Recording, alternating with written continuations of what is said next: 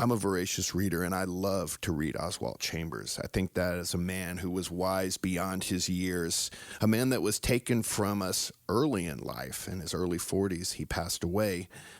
But he was a dynamic preacher and someone that taught preaching in England.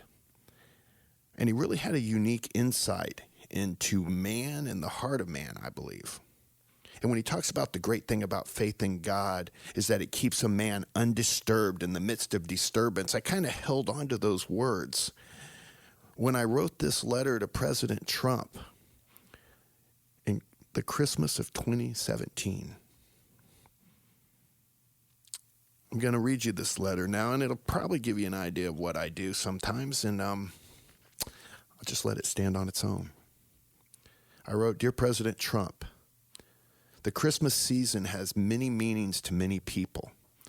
As a student of history and experience, I look back to that improbable Christmas miracle that occurred on the night of December 25th, 1776, when a group of weary, cold, and poorly equipped patriots crossed the Delaware River and defeated the Hessian forces in Trenton, New Jersey, changing the tide of the Revolutionary War and paving the way for the birth of our nation. At that time, only 40 to 45% of the population in the American colonies supported the Patriots, and those that actually fought were a staggering lower percentage. The men that crossed the Delaware on Christmas Eve did not cross it for glory, riches, or great attribution. They knew if they were successful, the work ahead of them to build a nation would be fraught with peril, trials, and tribulations. These men were bound, however, to a cause that would outlive them all, the cause of freedom that lives on to this day. I, like many of my brothers, are getting ready for the Christmas season. We are blessed to be able to spend this holiday with our families at home. Many of us have spent far too many holidays and countless other days in countries and lands far away. No one will ever know the reason or cause of our absence, save the few that sit in positions of power who direct our endeavors and actions to keep our country safe and free. We pass people on the streets every day and in the airports frequently. We don't wear uniforms with ribbons, although we may have in the past. Our missions don't exist, and overt support for our activities is thin to none. If we succeed, lives are saved and catastrophes are averted. Policies can be formed with more knowledge, and our republic is protected. Middle and upper level managers can take credit for our successes and disavow our failures. We are expendable, and if we fail, we disappear without fanfare or attribution. We are not victims. We know this and accept it as our chosen way of life. To us, serving our country comes down to risking our lives, our fortunes, and our sacred honor. We do this without question or hesitation. This Christmas has many parallels to that cold, perilous season 241 years ago. The British and their loyalists of 1776 were opposed by the Patriots who called themselves persons inimical to the liberties of America. Today, a large group of politicians, bureaucrats, and members of our intelligence community leadership have decided that the freedoms we so poignantly fought for are no longer necessary due to their self-ascribed ability to manage and keep the country safe. This perpetual self-licking ice cream cone of risk aversion and self-promotion within the power elite has pushed our great nation to a tipping point once again. You and other good and virtuous leaders who are trying to guide our nation along the lines of freedom are being constantly attacked by a well-funded opposition whose only goal is to seek and maintain personal and ideological power at all costs. The biggest cost being the safety and freedoms that our nation represents at home and in the world. The majority of American people see the problems that threaten our freedom once again. I believe that is why you were elected. The American people are quietly watching the Praetorian Guard media, politicians, and career bureaucrats isolate, firewall, and control any successful solutions and ideas from reaching you and other leaders that will continue to keep this country safe and free. The deep state freely uses the tools of freedom to secure their positions of power rather than to secure our nation.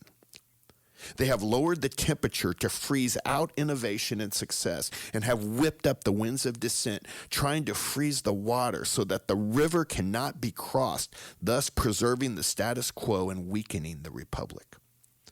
While this self-evident truth is casting dark clouds on the coming holiday season, I look back to the famous words written by Thomas Paine on December 19th, days before Washington's famous crossing. These are the time that try men's souls. The summer soldier and the sunshine patriot will, in crisis, shrink from the service of his country, but he that stands it now deserves the love and thanks of man and woman. Tyranny, like hell, is not easily conquered.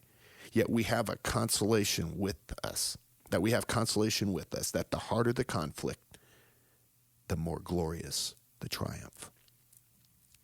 The elements are against us, but the cause is just and our mission is clear. There are patriots this wintry season that are crossing the river, and I pray that by God's grace we will be successful in the preservation of our republic by aiding you in the rebuilding and retooling of the stagnant and stovepiped agencies that cannot currently provide the information you and others need to lead and govern this great nation. I pray for you daily. Please keep us in your prayers, and may God bless America again this Christmas season. I wrote that 2 years ago.